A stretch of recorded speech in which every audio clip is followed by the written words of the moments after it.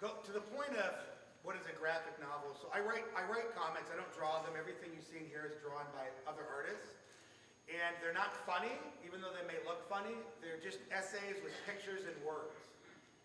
And this is the best way I found in order to communicate the issues of privatization and corporatization, because how abstract are those words? Do most people actually understand what they mean at all? No, they're so abstract, and so I wrote many essays for Truth Out discussing it, and I found I got a very narrow audience because it was too obtuse for the general audience. So I said, I'd like to take a visual format and make this, concretize this, or make this concrete as I feel it as an educator. Next slide, please. So the origin story of this, the first comic I wrote was called The Disaster Capitalism Curriculum and the High Price of Education Reform. You can find it for free on Truth Out, all 3 parts of it. I interviewed Pasi Sahlberg from Finland, he's in the comic. I interviewed teachers in Washington, D.C., educators in New Orleans. So you can read that whenever you like, and it compresses down stories from teachers, professors, educators, and tries to explain in a clear way as possible what's happening to engage the general audience. Okay, and you can see this right here is an interview with Washington, D.C. teacher that didn't want to be named because she was afraid of being fired. This was during the Michelle Rhee era as well. Who's familiar with the Michelle Rhee era? Yeah. Most folks, right?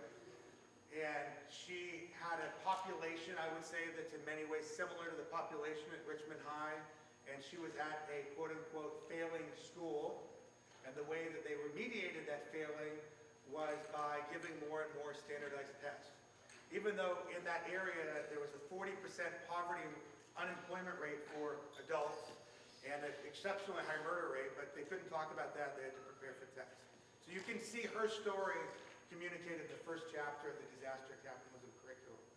So I went to a conference for community college educators to present this. And next panel. I went to another presentation at that same conference about accelerating English. And I said, what the heck? This is the first time I heard this term. Accelerating English. I knew I wasn't going to like it, but I didn't realize it would be. I do already, as an English teacher, I'm very sensitive to language. And I knew, what do you mean accelerate? Where are we going? How fast are we going? Are we going the speed limit? I didn't realize how bad this presentation would be, but it was good because it helped me to develop the title for this presentation, and I wrote a comic out of it. This is a real quote from the presentation that was supported by 3CSN, which is a nonprofit group that funds studies. Pipeline leakage is a major problem. Okay, this isn't about construction. We'll get to this in a minute. Those students, even if successful, face another 18-week semester and 2 more joints in the pipeline. So guys, what do you think the pipeline is? Yeah, in the back. They're referring to attrition. They're referring to people dropping out of community college. Yes. They're building up statistics so that the Bill and Melinda Gates Foundation and the Lumina Foundation can come in and get rid of developmental classes. Well, I'm just going to give you the mic. You got it. No, you're right on, man. Thank you so much. But look at the term pipeline leakage, and I want you to think about that for a minute. Think about a pipeline, just for 1 minute. And I want you, if you can, to talk to the person next to you just for a minute. What does it mean to think of schools as a pipe and students as material in that pipe? Just take a minute and talk to the person next to you about what are the implications of that metaphor. Find someone next to you. It's a community, right? Talk to somebody next to you just for a minute.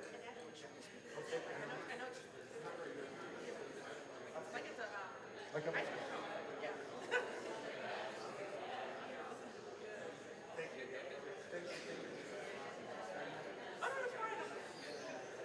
I'll get totally caught up. Okay, guys, let me pull you in. So, when you think of a pipe, what are the words that come to your mind? Just raise your hand and shout it out if you can. Yes? Commodities. Commodities. So who is the commodity? The child is a commodity. What else do you think of when you think of pipe? Just think of physically a pipe. What other words come to your mind? Narrow. I hear narrow. What else do I hear? Wait. One person, raise your hand if you can. No. Yes.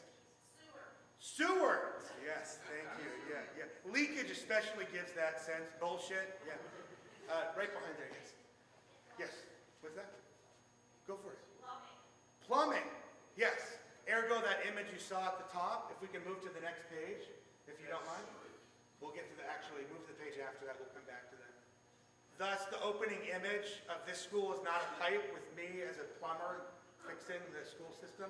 What else do you guys think of when you think of piping? Plumbing, sewage, yes. Yes, you just said sewage. Sewage, yeah, in the back. Diversion. What's that? Diversion. Yes. Who thinks that, yeah, go on. Rigid.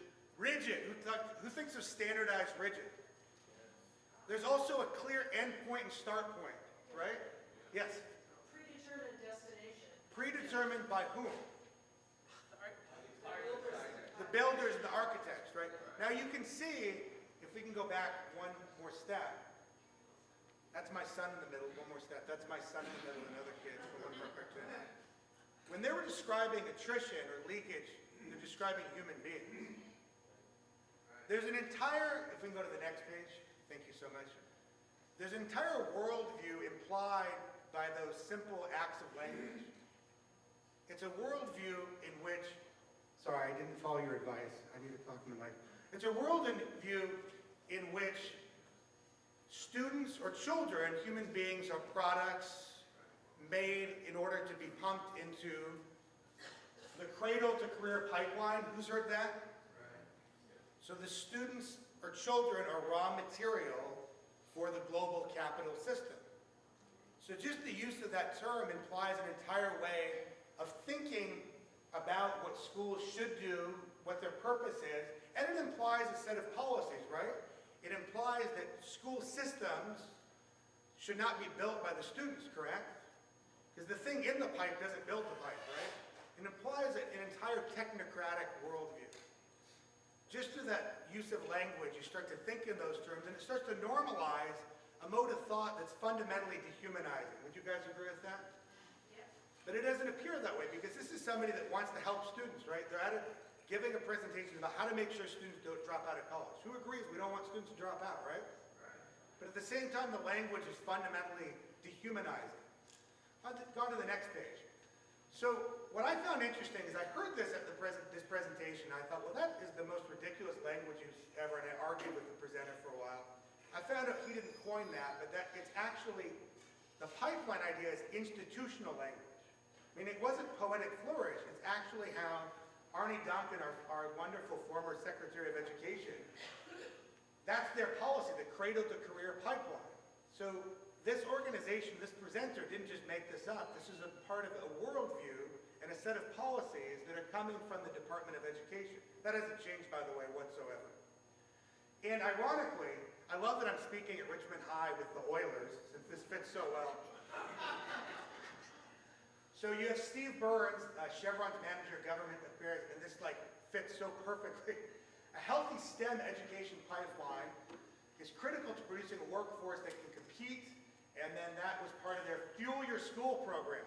So if you needed more of an affirmation of this idea of children as fuel for this machine of global capital, here it is. Next page, please, if you don't mind.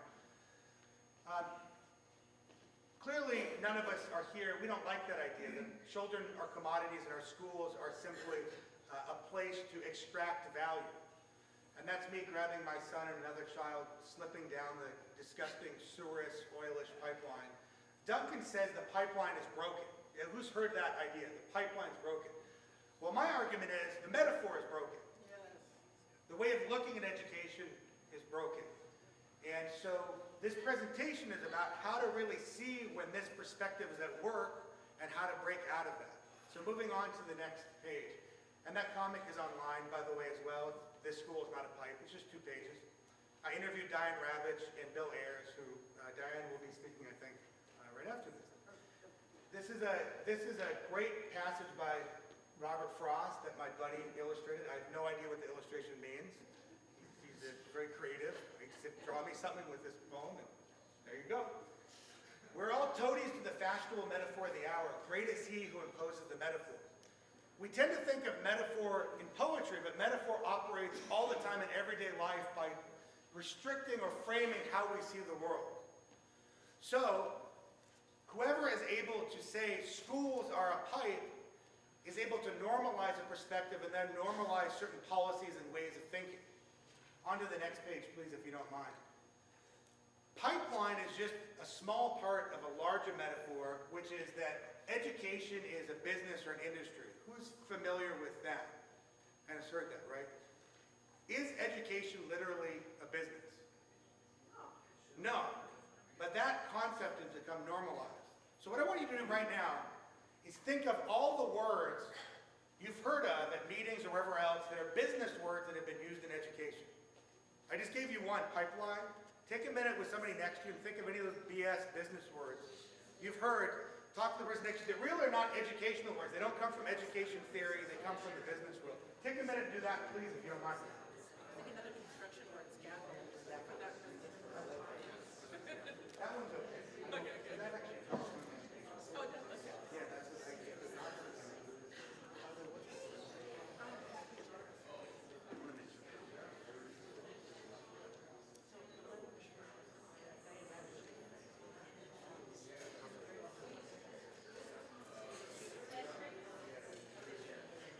So guys, I know this said I like to be very interactive, and this, isn't the best forum for interactivity, but I'll do my best here. I'd like to hear some of this microphone. Yeah, thank you so much. Sorry, I've been on summer break, so I forgot my teaching skills. I left them at school. So I'd like to hear a couple of those phrases, if you guys would. What are some of the phrases? Yes, in the far back and in the near back. Yes. Market share. Market share. How have you heard that apply to education? I'd like to hear that. Road would like to increase the funding in LAUSD so that it can increase the market share in charters. Excellent, thank you so much. The idea of market is big, right? And what does market imply when you talk about just the idea of market? Capitalism. What other words come to mind that are in that framework? Yes. Profit, yes. In the back there with the lovely hair, yes. Metrics. There's a whole constellation of ideas. Competition, commodity, like the pipeline. Okay, what other words have you guys heard that are, like, especially my teachers who've been to a meeting recently, you're like, what, did my administrator go to like some kind of business camp over the summer? Yes. Referring to employees as human capital. Ooh, have you actually heard that? Yes. What does a human capital imply? Just, can we pause there? If we think of human beings as capital, what is their value determined by? Their capacity to have resources, right? What are other words you've heard? Anthony, yes? Well, value added. Value added is a great one, right? And what is the implication is that there's some quantifiable value that can be added, right? In the back, ladies.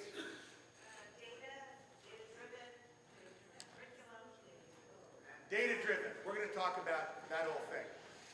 I wrote a comic called Children of the Code, Big Data, Little Kid, you can look up. That's all about my issue with using quantitative data to look at small children. Yes, into the back too. Did you have another one? No, anybody else have one? Yes, in the back there, green back. I just want to say, I hope you're just not going down the road where everything is business is bad. I will just follow my road and see where it goes. No, I'm not saying it's bad. I'm saying just to recognize the existence of this metaphor. Do you see that? Pause. Pause.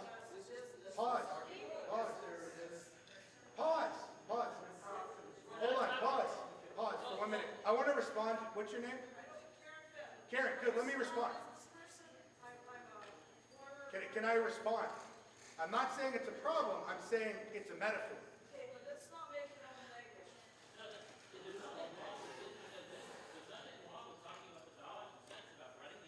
It's more than just When you're talking about the curriculum and the students as commodities, that's not necessarily. So my parents are small business people. I'm not against business.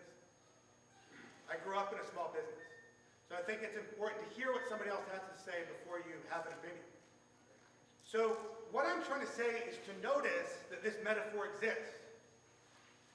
If you don't even notice it, you can't harness the good parts of it and downplay the bad parts of it. Does that make sense? If you don't even know it's happening, you have no control over it. No more questions, because I don't want to run over time. Next slide, please. Next one, please. So these are the words that I've seen that are imported from the business sector to education that do not come out of any educational literature. And I'm not saying they're bad. I'm saying that they're not from educators. Does that make sense to everybody? Good. Innovation is not an educational term that I've seen in any actual educational theory. Productivity is a term. Now, it's a useful one. I've been an administrator as well, and you have to see how your classes are filling. You have to see what their productivity is. But that's not a term that comes from any kind of educational concept of learning. Metrics, all of these, failing schools, all of them come from the thought of schools are a business. Now, we can discuss whether that's good or not.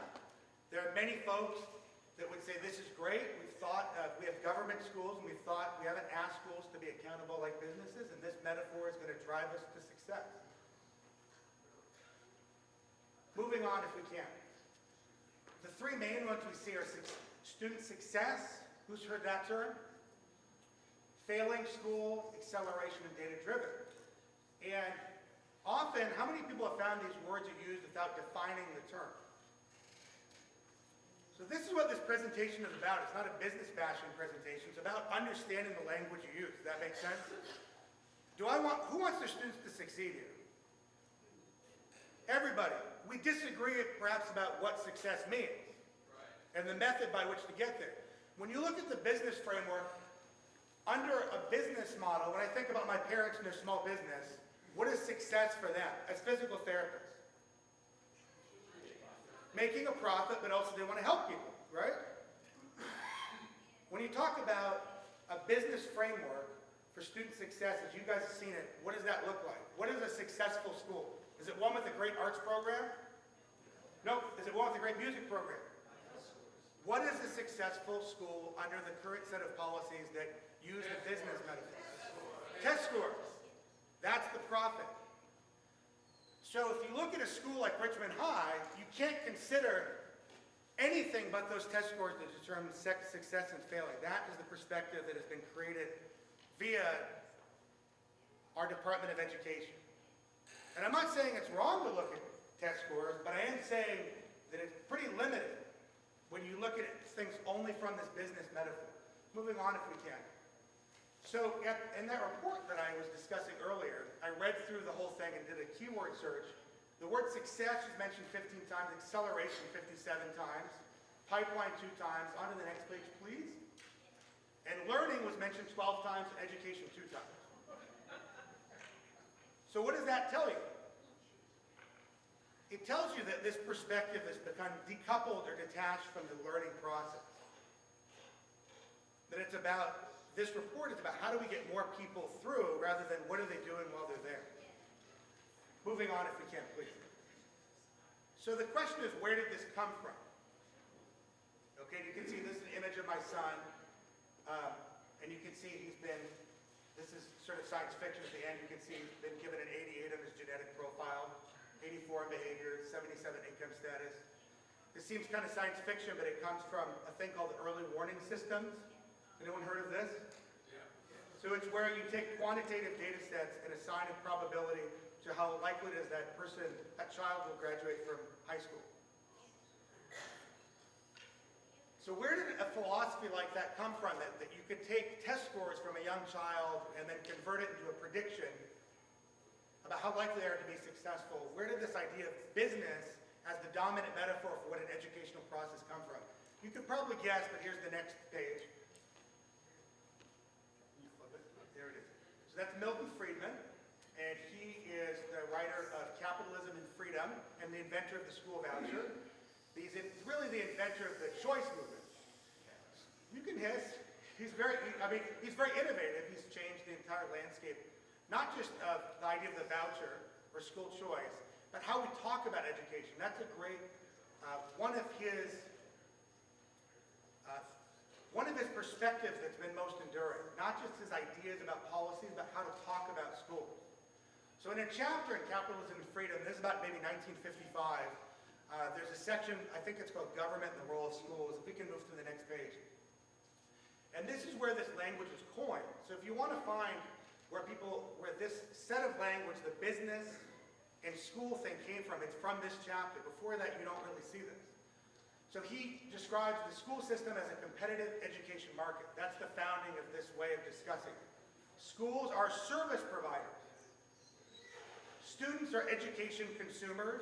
He uses these terms. And you should pay, he does merit pay, right? Because obviously if a school is a business, the better you are at adding value, the more you should be paid. All of this is completely rational if you accept the model that schools are a business enterprise. And efficiency and productivity are the goals. So again, if your perspective is that schools are like a capitalist marketplace, then all this is good stuff. Okay? But this is where it comes from. And this was very fringe back in 1955. Now if we can move to the next page, if you don't mind. This is the Department of Education's institutional stance. So we have here, Arne Duncan spoke at the American Enterprise Institute, which is a right-wing institute, and doing the new normal, doing more with less. This is in 2010. In his speech, he says productivity 17 times and learning 5 times. So what that shows you that he's adopted that way of looking at schools, and that success and failure is oriented around the same way you evaluate the success or failure of my parents' physical therapy practice, a Jamba Juice, whatever. And you can see the little quote here. This is a real quote from Duncan. He says, the best thing that happened to the education system in New Orleans was Hurricane Katrina. So how could somebody say that? Look at this from the business perspective for a minute, without critiquing it. Why would he say that and think that that's a good thing to say? That the entire school system had been destroyed with all the historical ties and tradition? Yes. Because maybe the school district wasn't doing what it needed to do to serve the kids of the community. It was considered failing. So what do you do with the failing business? You get rid of it. So the idea of, okay, good, disaster capitalism, it's destroyed, now we can build something new and better. I'm not saying this is good or bad, I'm saying that's the perspective. And looking back on the next page, if we can, one more page. Oh, sorry, the other way. Milton Friedman says the exact same quote a few years before. He says, most New Orleans schools are in ruins and the homes of the children attend them. This is a tragedy, but it's also an opportunity. So we have Milton Friedman, who invented this business language for education, the business metaphor, saying the exact same thing as the head of the Department of Education. So this is just to persuade you that this perspective is normal. But that doesn't mean it's right, and it doesn't mean it's wrong, but it's normal. Does that make sense? It's the new normal. Moving on to the next page. And I think it's a bad usage. Some people here might disagree. Tell me afterwards. Anyone that's been a teacher on the ground knows you cannot evaluate success by very narrow metrics, nor should you ignore them either. Who's read this? Orwell, Politics in the English Language. Anybody here read this piece? A bad usage can spread by tradition and imitation, even among people who should and do know better. I find myself slipping into using these phrases even when I don't mean to, because they're in the air, they're all around you. Who's noticed that? It's just atmospheric. Now, let's say that you do believe school should be a business. If you're not aware of it, then you cannot harness the power of that metaphor very effectively.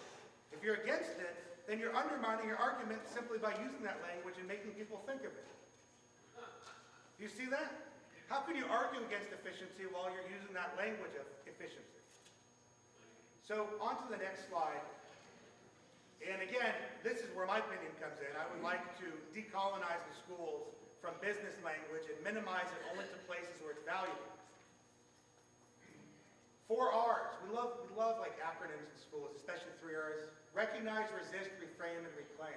And by the way, anyone taking pictures, I'll just send you this if you want to have it, so you don't need to take a picture of it. So the first step you've already accomplished is to, if we can move to the next slide, please. It's to simply recognize when somebody is using that particular metaphor. Nobody ever says directly schools are a business. You use words like productivity, efficiency, and they indicate it, but just by using those little snippets of words, you start to already think in that way. Does that make sense to you guys? It's viral. You start to think in that way, that you start to accept that frame. So the first step is simply to recognize it's happening. That recognition does not imply acceptance. It does not imply hatred, it's just a simple recognition. The second is if you do not like it, you resist it. And that means you do not use the terms. And so when I speak about education, I don't use language that comes from the business sector unless it's important for me to do so. And there are occasions it is. Again, when I was running half the English department at DVC, we had to talk about productivity, which meant how many butts were in the seat so that we could make sure that we got funded. But I'm not going to use that when I'm talking about the quality of how a class is. I'm not going to say, well, that class, it's a highly productive class because 20 students showed up today. That doesn't mean anything. Reframe, and this is the important part, and this is what I struggle with a lot. It's very easy to sit around and critique. I'm very good at it. My wife will tell you that. You're not cutting the bushes right, honey. Well, you come cut them with me. You have to provide this is my argument, and this comes a lot from George Lakoff that I did my master's work on. You can look up some of this stuff. George Lakoff, L-A-K-O-F-F. You want to provide, it's sort of like if you're going to quit smoking, you can't just do nothing. You've got to replace it with something else. So you want to find a new way to talk about or think about education, and reclaim means you have to go out and actually speak and use that language, rather than being marginalized on the sidelines as the Gates Foundation is able to do very effectively. Next slide, please. We're almost at the end. So this is part of This School is Not a Pipe comic that's online. And this is from, I asked Bill Ayers and Diane Gravich to tell me, if schools aren't a business, what metaphor would you give for what education should be? So he said it's a journey, and actually I think he wrote a graphic novel to this effect that you could look up about his experience. He says, our journeys can take us across continents and into worlds of outer space, into the deepest recesses of our own consciousness, into the outer limits of our own imaginations. Explorers in the world of art and politics, ethics, history, and more. Now, if you accept the metaphor that education and schooling should be a journey, what is a failing school in that perspective? Let's talk about it. If you say, and I think about my child, I might want my child to have a journey as I have, to love it and to be excited and not be difficult. Who wants their children to have something where they're personally invested in what they're doing and they're going somewhere? It's not like an endless journey, but it's a journey to somewhere. So how do you think about a failing school then? How is a school failed if education is a journey? Yes? Standardized. Well, why would that be a failure? Because you're creating the same experience. It's not a journey. It's just, it's like a map.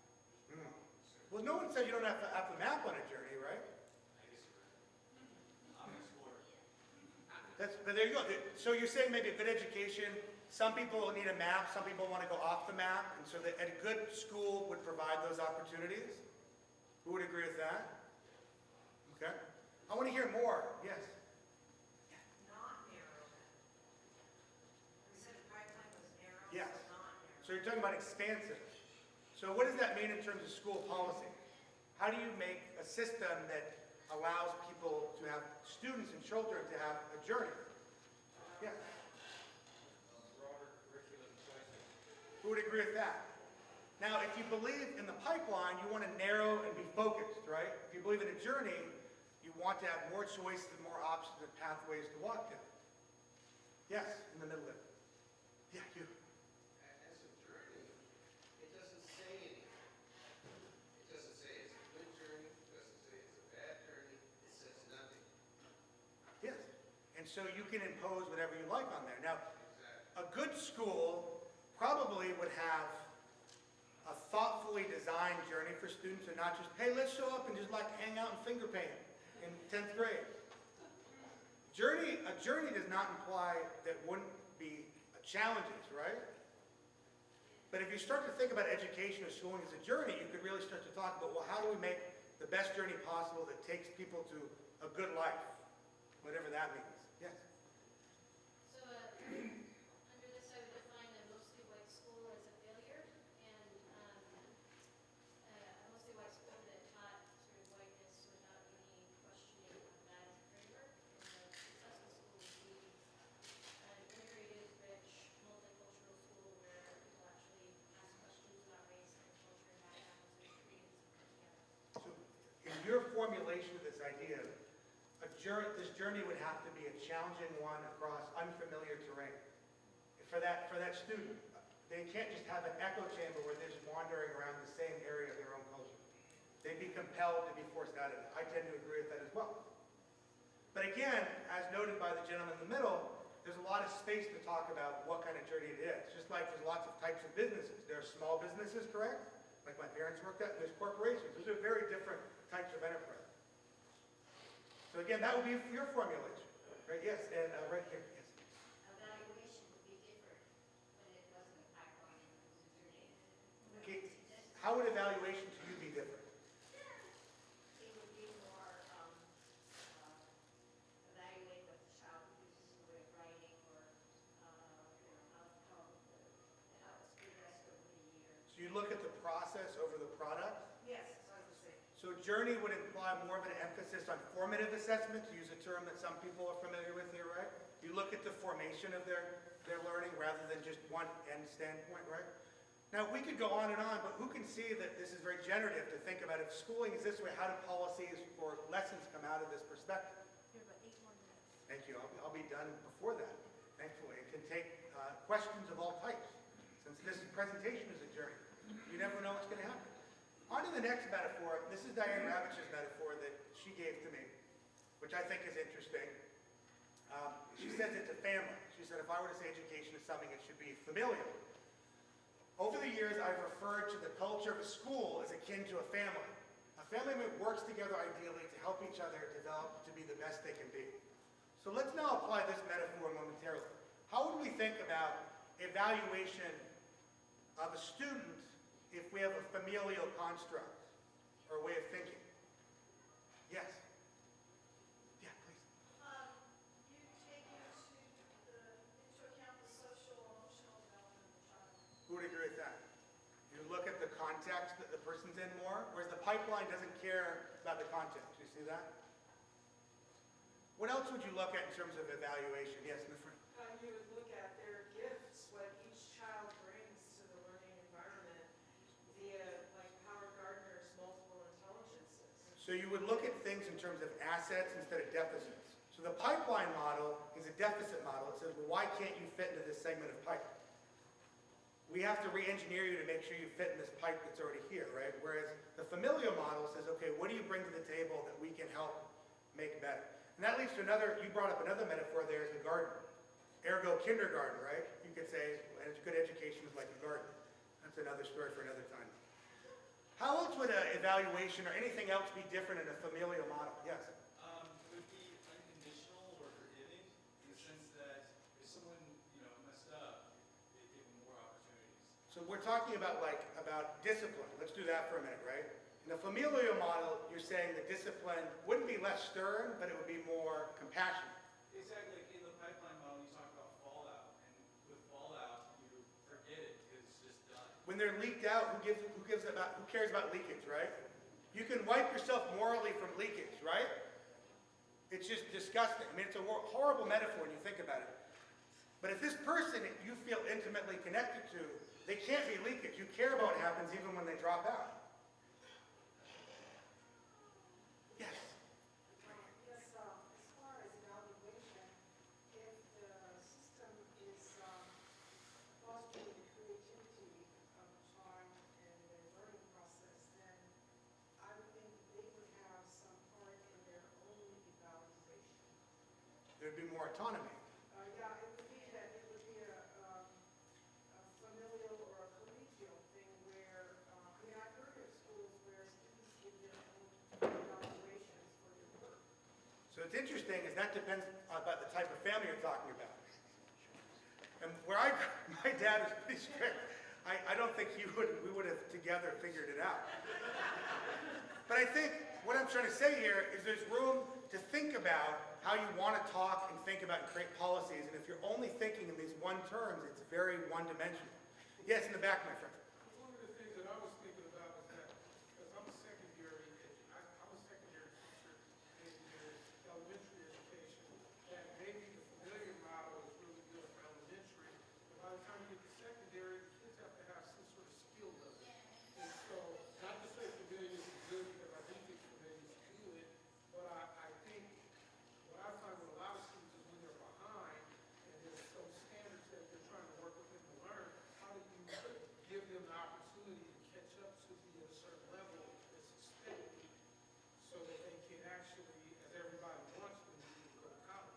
Now, do you have any kids yourself? Yeah, And what do you do when you want that kid to make sure they're reaching a skill you want them to reach? I don't know the answer to that. Neither do I. I said neither do I. I don't know the answer either. Yeah, I don't know, and it's been a struggle from the school district that I left, because I felt like the policies there were always for A through G requirements, and we'll call it out for Royal School District, is because they want A through G, but they don't know how to get the kids to A through G. And that comes from the pipeline model, where the kid's got to go to point A, point B, point C, and point G. And so I got to wrap up here because we've got to get Diane Ravitch in. But before I do, the point I'm making, and I'm really glad that she's not here now, but the woman that was here that started to argue with me was here, because the point I'm making is to just have awareness of the way people talk and think about education, the way you talk and think about it. I'm not saying one is better than the other. I obviously have a bias. I'm against the pipeline model. I'm sure I could have a vigorous debate about somebody about why that's good. And I haven't even comprehensively laid down a lot of the ways to think about it, but it's a good experiment to think about, well, if I could envision a better school system or a better classroom, it doesn't start within the existing model, it starts with your imagination. And so if we can put to the last slide, if you don't mind, we'll be done. Yeah, last one. I think that what I'm trying to offer you is a choice. I don't know what this illustration is about either. I told my buddy to draw something, and I don't really, it has nothing to do with Republicans or Democrats. I don't know what it is. I'm not saying to vote for Trump. That's not what that is. Somewhere, and this is a remixed poem by Robert Frost. Somewhere ages and ages hence, two metaphors diverged in a wood, and I took the one less traveled by, and that makes all the difference. So that's the end. So all I'd say is if you want to read more about this, I have a bunch of essays that are at Truth Out. You just look under Adam Bessie, and my website's adambessie.com, and all my stuff is up there, including a lot of non-education stuff. And thank you so much for your time. I'm here till about noon, and then I have to leave. So if anyone wants to argue with me, thank you.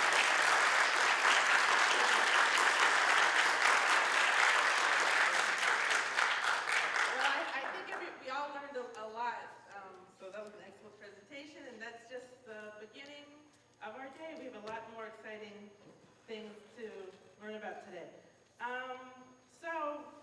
Diane Ravitch had a family commitment today and is unable to be here via Skype, but we do have a brief video to show. But we're first going to show a cartoon. Okay, but we're first going to show a pretty amusing cartoon.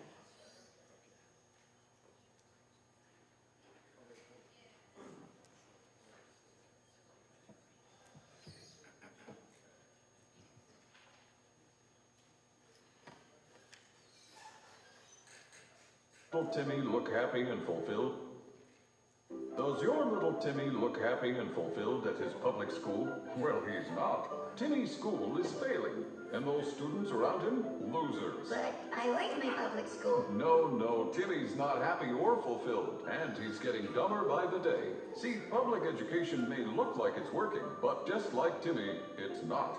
After a top right-wing think tank devoted $30 million marketing dollars to label public education failing, it's clearly time to privatize. Yes, with privatization, we'll get little Timmy's test scores up. Test scores actually down. And profit-ship learning's profits upper. We cut the fat and focus on results. Say goodbye to art, gym, social studies, and librarians. Say hello to test prep. And yes, more test prep. By cutting pay and cutting teachers, Timmy will now be treated to a practical, goals-based, competitive, sensical, forward-driving, skills-oriented, brain-stimulative educational product. And Profit Ship Learning Inc. will be treated to public funds. Win-win. It's time we ditch those failing does not necessarily mean failing public schools and let corporations take over with charter schools and vouchers. Whether it's the Academy for Learning Skills and Stuff LLC or God's Little Voucher Schooling, privatization delivers everything from cutting-edge religious creation science to bleeding-edge blended online learning.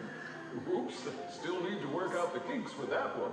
So help Timmy dump those public schools and teachers, and you'll help Profit Ship Learning tap those public dollars. Our profits will fly like a rocket ship of revenue. But I like my public school. Profit Ship Learning Incorporated does not guarantee learning or future success for any enrolled client. Poorly performing clients may be enrolled in our competitive organ sales program.